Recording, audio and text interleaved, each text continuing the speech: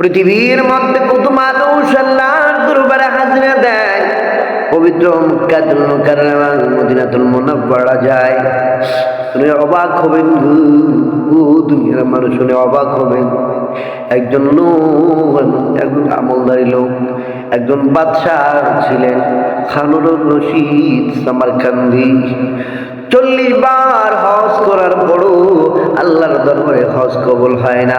হযরত মালিক ইবনে দিনার রাহমাতুল্লাহ আলাইহি, হযরত মালিক ইবনে দিনার আল্লাহর দরবারে ডাক দিয়ে বলে, গো আল্লাহ, তুমি কার হজ কবুল করেছো আর কার হজ কবুল করনি একটু বলে দাও।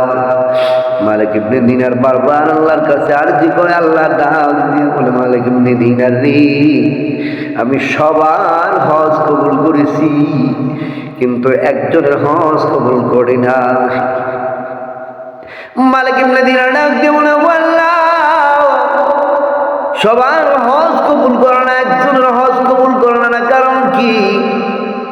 মালিক ইবনে দিনারের এই প্রশ্নে আমার আল্লাহ ডাক দিয়ে বলে, মালিক ইবনে দিনার রে, আমি আল্লাহর সাথে যত গুনাহ করবা, অন্যায় করবা, অপরাধ করবা, আমি আল্লাহ তাআলা যখন আরাফার ময়দানে বান্দা উপস্থিত হয়ে চোখের পানি ফালাইতে দেরি, কাঁদতে দেরি, আমি আল্লাহ তার জীবনের সমস্ত গুনাহ মাফ করতে দেরি করি না। সুবহানাল্লাহ।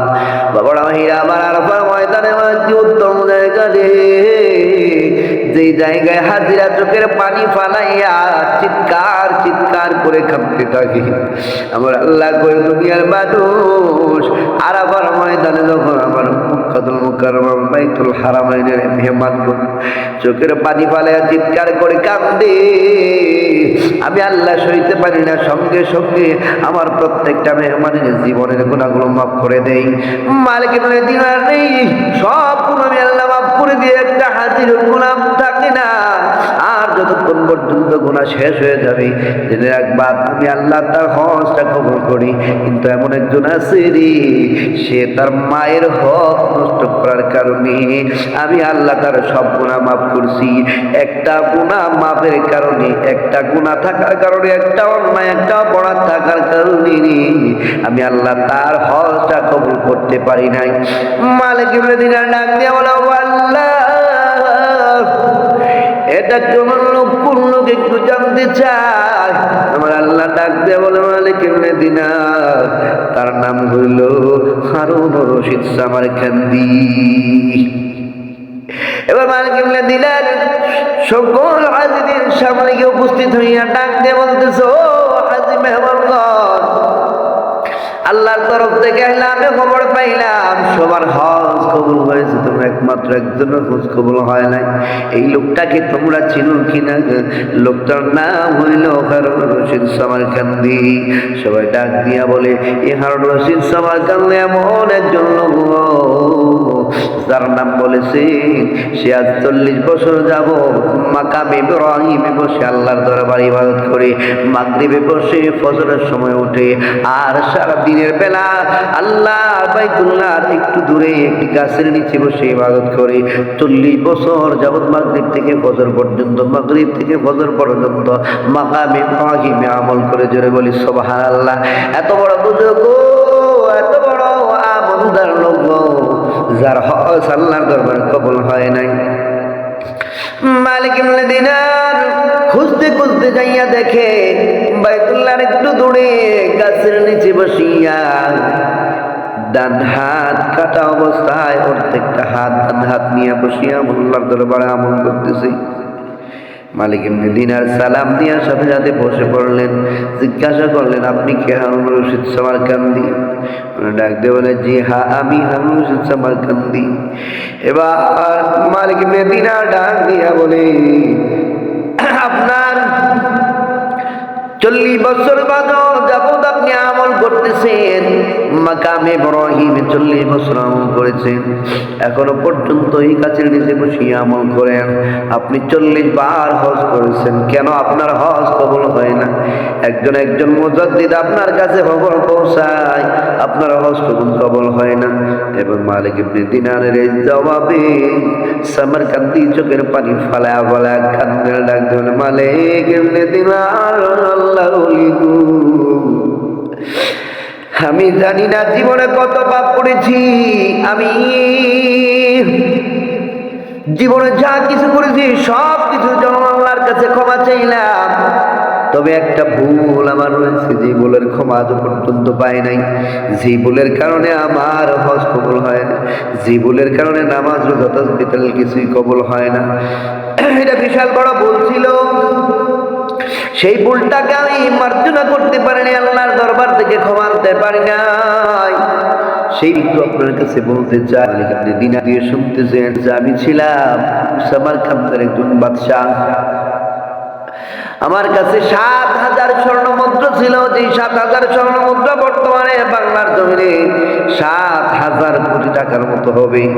এত এত সম্পদ আমি আমার আল্লাহর রাস্তায় বিলীন করে দিয়েছি। আমার রাজত্বে যত কিছু আছে সব কিছু বিলীন করে দিয়েছি। তারপর আমার মাওলার দরবার থেকে এই ভুলের ক্ষমা হয় নাই। ভুলটা হলো বিশাল বড় ভুল। আমি মদ্যপায়ী ছিলাম, মদ পান করতাম। হঠাৎ করে আমার মাথা বিগড়ে যেত।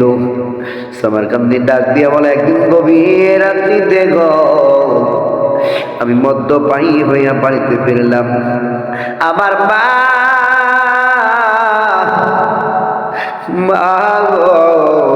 দরজার সামনে দাঁড়াইয়া আমাকে বদদুয়া দিচ্ছিল, গালাগাল দিচ্ছিল, তোর মতো সন্তানের দরকার নাই।